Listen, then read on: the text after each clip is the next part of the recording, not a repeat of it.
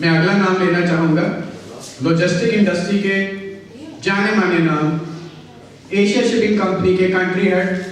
और Asia shipping company वो company है जिसने कोविड के समय पर पूरे वर्ल्ड वाइड हमारे देश की तरफ से कोरोना वैक्सीन को पहुंचाया था पूरे विश्व भर में।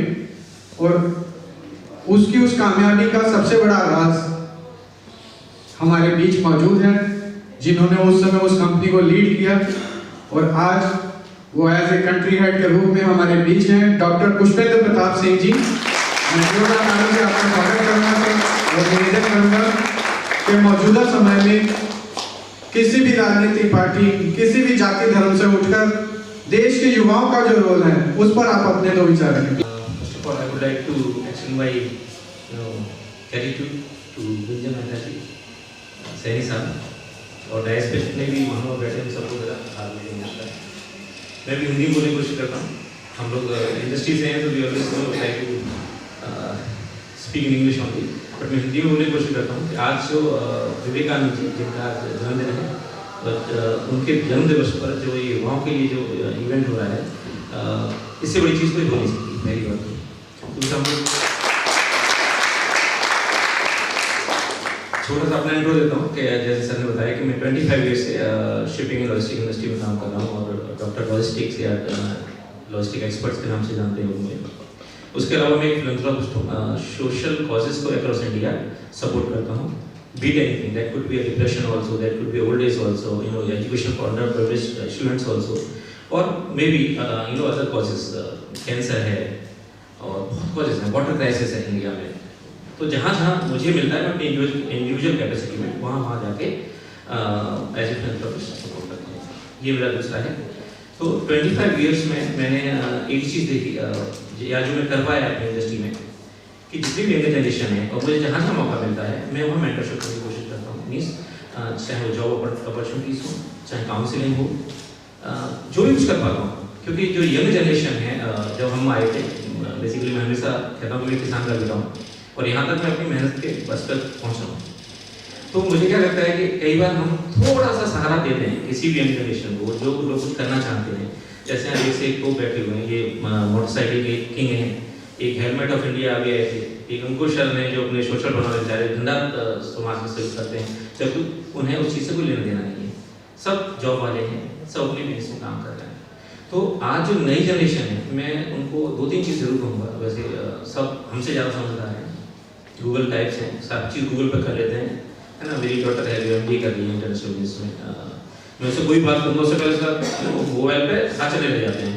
तो मैंने तो बेटा हमारे सामने मोबाइल नहीं होते थे, क्या तो बड़े बुजुर्ग होते थे जो सांसद जी बैठे हुए हैं उनके पास बैठ गए तो समझ में आ जाता था।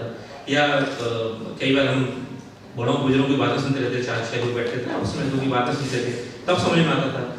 बहुत देर लगती थी कि हम क्या करें और कैसे करें। आज ये तो मैंने गूगल वाली बात की है, अदरवाइज भी इतनी चीज़ें हैं, इतनी फैसिलिटीज़ हैं हमारे पास। तो मैं 3 भाई थे, 3 भाइयों पर एक साइकिल हुआ करता है ना, और हम तीनों ही हाईली सक्सेसफुल हैं, उसमें सबसे कम सक्सेसफुल मैं हूँ।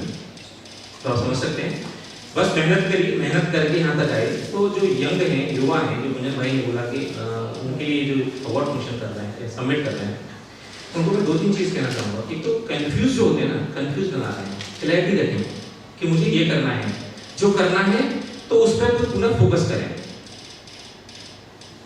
एक विजन चार्ट होता है, अपना एक विजन चार्ट बनाएं। बड़े युवा हैं बेसिकली यहाँ पे, छोटे युवा नहीं है, पर फिर भी मैं उनको बोलूँगा उनके लिए भी जरूरी है, क्योंकि हम हमेशा लर्निंग फेज में रहते हैं। जिस आदमी ने सोच लिया कि मैंने सब कुछ पढ़ लिया, मैंने सब कुछ सीख लिया, वो कभी कुछ नहीं कर पाएगा। मतलब अगर एक विजन चार्ट बनाने के बाद फिर उसमें अपनी माइलस्टोन्स रखें कि मेरे माइलस्टोन्स हैं, ये मेरा मोटो है लाइफ का, ये मैं अचीव करना चाहता हूँ, और वो करें जिसमें खुशी मिलती हो। कैरियर भी अगर ऑप्ट करना है, जैसे हीरो होंडा छोड़ के इन्होंने मोटरसाइकिल पकड़ी तो इन्हें खुशी मिलती है। ये मेरे को आई थिंक दिन में व्हाट्सएप पे 20-30 मैसेज भेज देते हैं, मैं पढ़ भी नहीं पाता, सॉरी, लेकिन हाँ अचीवमेंट है, इन्हें खुशी मिलती है। ऐसे ही हेलमेट ऑफ इंडिया जो है, उनके साथ कोई ऐसी इंसिडेंट हुई, उन्होंने फिर सब हेलमेट्स बांटना शुरू किया। इनके फ्रेंड के साथ जो इंसिडेंट हुई, कमेंडेबल है आपका जॉब, मैं बता रहा हूँ आपको, heads of you. First time आपको मैंने बताया था, मेरे से बात हुई तो मुझे बड़ी खुशी हुई। मैंने कहा बताइए, हम जुड़ते हैं, है ना, जो इस मुहिम को और आगे लेके जाते हैं। कोविड के बाद एक सबसे बड़ी चीज़ जो सीखी हम सब ने सीखी है कि हम अपने लिए नहीं जी रहे। कोविड से पहले हम अपने लिए जीते, अब हम क्या है दूसरों के लिए जी रहे हैं। अगर कहीं आपके बराबर में, मैंने एक मूवी देखी थी, उस मूवी में कहा, सलमान खान की मूवी थी, मैं कोट अनकोट करूँगा यहाँ पर, उसमें यह था कि अगर थैंक यू मत बोलो, थैंक यू ना बोल के अगले 3 लोगों की मदद करो, वो 3 आगे 3 लोगों की मदद करें, तो एक खड़ी बन जाती है, एक श्रृंखला बन जाती है, एक चेन बन जाती है। और अगर ऐसा हम करते रहेंगे तो जो आज जो मोदी जी का जो देश है, मैं मोदी जी का देश कह रहा हूँ क्योंकि मेरा जो प्रोफाइल है, मैं ऑलमोस्ट कोविड से पहले 20 से ट्रैवल करता था with in India and overseas में। अभी मैंने थोड़ा सा कम किया है, कोई इज्जत नहीं होती थी हमारी। मोदी जी जब प्राइम मिनिस्टर हुए उससे पहले हमारी कोई इज्जत नहीं थी बाहर, एंड सच है। चाइना में पाकिस्तानियों की इज्जत थी, हमारी इज्जत नहीं थी, ये मैंने खुद नोटिस किया। आज हम कहीं भी जाते हैं, आई थिंक ऑलमोस्ट 20-25 कंट्रीज में ट्रैवल कर चुका हूँ, और हर जगह मैं ये देखता हूँ कि आज इंडियन, यू आर इंडियन अलग से बताया जाता है, अलग से उन्हें रिस्पेक्ट दी जाती है। बिजनेस में उनका टेस्ट कराया जाता है, जो टेस्ट पहले मिसिंग था। तो मैं वहाँ से कहूँगा कि जो हम लोगों ने करा, जो मोदी जी कर रहे हैं, या जो हमारी ये गवर्नमेंट कर रही है, आप उसको और आगे बढ़ाओ और अच्छा करो, और कॉन्फिडेंस अपना हमेशा रखो। और एक होती है मोस्ट इंपॉर्टेंट चीज़ है जो हाईली मिसिंग है, इंटीग्रिटी। आप अगर इंटीग्रिटी मेंटेन करेंगे, देखो जो आप बोल रहे हो, जो आप कह रहे हो, आपको तो पता है सच है या झूठ है, आपके दिल को तो पता होता है ना तुम क्या कह रहे हैं। तो आगे जो भी कुछ कह रहे हो, ये सोचो कि ये रिपोर्टेशन हमारे ऊपर कैसे आएंगे।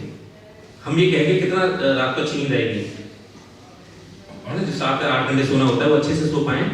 जो काम भी कर रहे हो उसे मेहनत से करो, इंटीग्रिटी के साथ करो, कॉन्फिडेंस के साथ करो, कॉन्फिडेंस लूज मत करो। मैम आपसे अगर बोलें कि नहीं ऐसे नहीं है, अपना कॉन्फिडेंस रखो, मुझे कॉन्फिडेंस से मैं कर पाऊंगी, ये होना चाहिए। वो कॉन्फिडेंस जब तक आप में मेंटेन रहेगा। हम तो इंग्लिश मीडियम से नहीं पढ़े, लेकिन 8वीं तक हम गांव के स्कूल में पढ़े। फिर फादर साहब ने हायर एजुकेशन के लिए शहर भेजा, अलीगढ़ शहर में इंग्लिश में करता हूँ।